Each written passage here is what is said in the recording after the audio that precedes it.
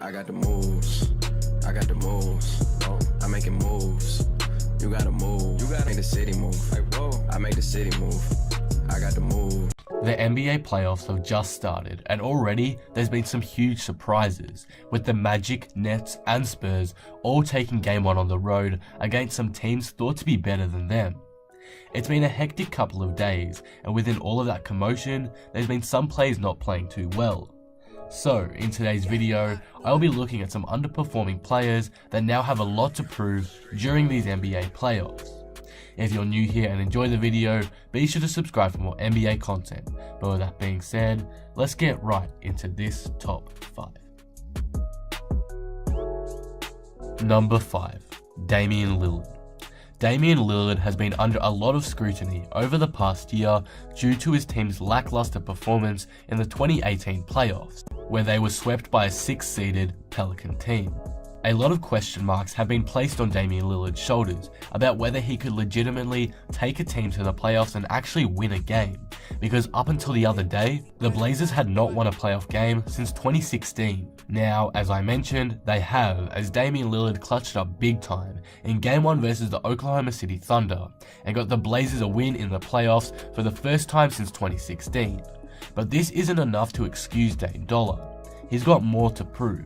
This round 1 matchup between the Blazers and Thunder is going to be the best series in round 1, and Lillard needs to win this series to prove that he can step up in the playoffs. I haven't really seen that since he scored a buzzer beater on Houston back in 2014. And it won't be easy winning this series. Even though Paul George is in a bit of a slump, the Thunder are still a very legitimate threat to take down any playoff team and should not be taken lightly. Not forgetting the team's beef history throughout the past couple of seasons, the Thunder will be playing their hearts out just so they can beat the Blazers. Lillard is a great player, but recently, he and his team have not played well in the playoffs, and though they won Game 1, it's literally that, Game 1.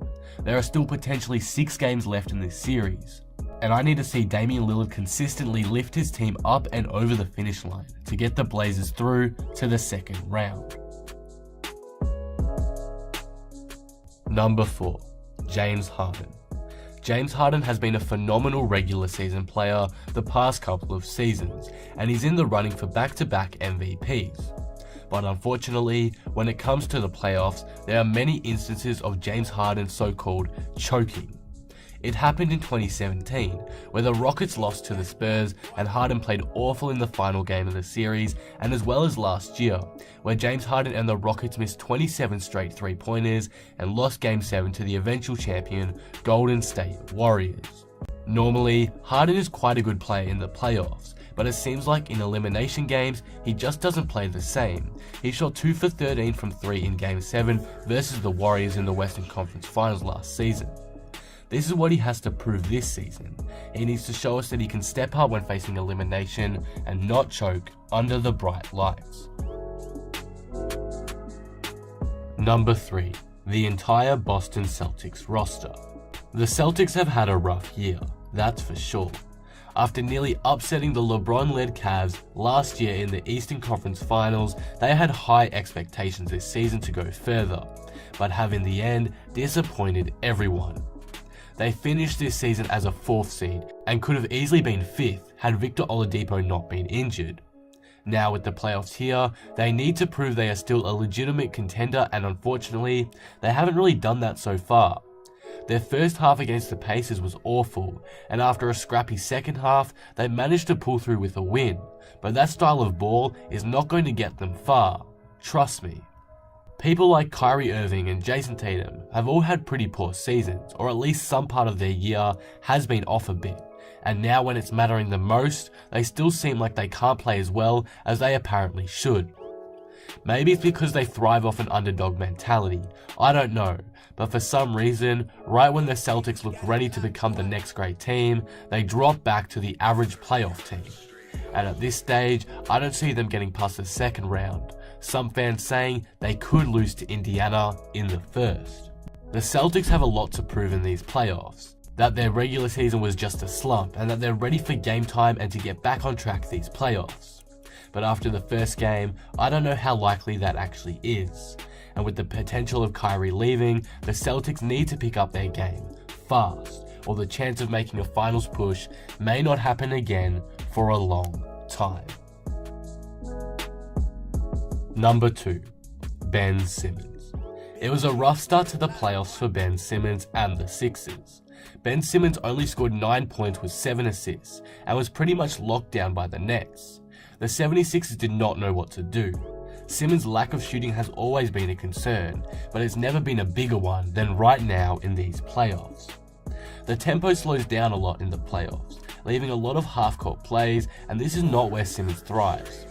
With teams exploiting his lack of shooting ability, it becomes extremely hard for him to move and score the ball.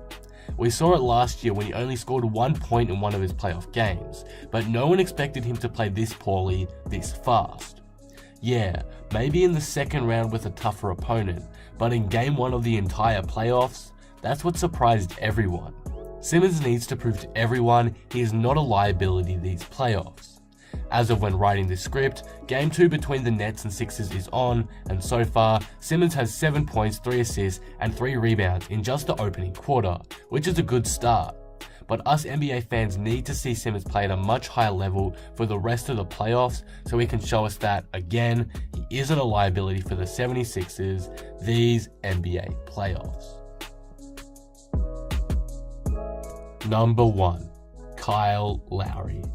This season, Kyle Lowry has played a pretty big role in the success of the Raptors this season, averaging 14.2 points per game, 8.7 assists per game, which is a career high for him, and he's also shot pretty decently. Some say he didn't deserve his All-Star position, but that's really up for debate, as his first couple of months to this season was simply phenomenal, and I actually once had him in my top 10 MVP candidates list. He has had a bit of a drop-off since then though, and we've seen how poor he's performed as of recent, and due to this, he is being labelled as a choker. He dropped 0 points in the opening game against the Magic, and his lack of skill pretty much cost them the game. You might be saying, oh, it's just one game, he'll bounce back, but this is a pretty consistent thing for Kyle Lowry and the Raptors in the past. These are Kyle Lowry's scoring numbers in game 1 of the playoffs over the last 5 years. 2015, 7 points.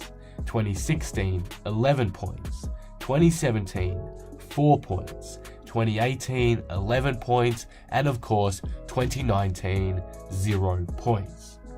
This is completely unacceptable, and it should not be happening to a player who has tons of playoff experience and who has been an all-star all of these seasons. Right now, I can easily say Kyle Lowry is a choker, but we're going to have to see if he can prove me wrong and if his performances throughout the rest of the playoffs can change my mind. But that will conclude the video. What do you guys think of these players? Is there anyone else I missed on this list? Who is the most to prove to you?